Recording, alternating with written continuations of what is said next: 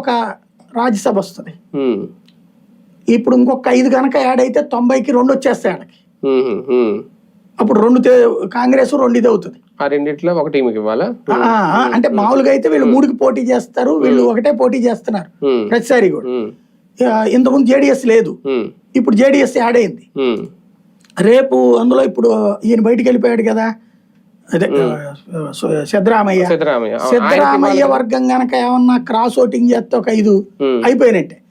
అట్లాంటి గేమ్ ఏమన్నా ఇయ్యాలనుకుంటే BJP serious గా తీసుకోవాలి.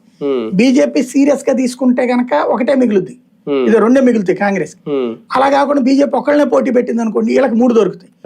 అప్పుడు షర్మిలకు గ్యారంటీ అనుకుంటున్నాను నేను. 3 ఉంటే షర్మిలకు గ్యారంటీ. అది కూడా అధిష్టానం నిజం అనుకుంటే అది తేలుతుంది. తెలంగాణ నుంచి ఇవ్వడానికి రేవంత్ అడ్డుపడ్డారా, అందుకే కర్ణాటక వెళ్లాల్సి వచ్చిందా?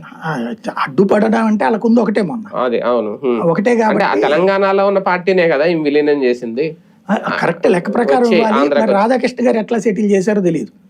రాధాకృష్ణ గారు ఆంధ్రాలో జగన్ మీదకి షర్మిలను వదిలి తెలంగాణలో రేవంత్ కి అడ్డం లేకుండా చేసి కర్ణాటక నుంచి రాజ్యసభ ఇప్పిస్తున్నారు. అది అంటే ఇక్కడ అర్హత అనేది కూడా ఒక చర్చకు వస్తుంది. కాంగ్రెస్ పార్టీలోనే కొంతమంది చర్చిస్తున్నారు ఆమెకి ఏ అర్హత ఉందని ఇస్తారు అనేది. అంటే పార్టీ విలీనం చేశారు కాబట్టి ఇవ్వాలా, లేదంటే ఆమె పిసిసి అధ్యక్షురాలుగా కొనసాగి కాంగ్రెస్ పార్టీకి ఆమె ఉన్నన్నాళ్ళు ఏ స్థాయిలో బలోపేతం చేసింది, ఎవరి చేరికలు ఉన్నాయి, ఏమన్నా ఉందా ప్రయోజనం కాంగ్రెస్? ఒకటి, కాంగ్రెస్ పార్టీ ఫ్యూచర్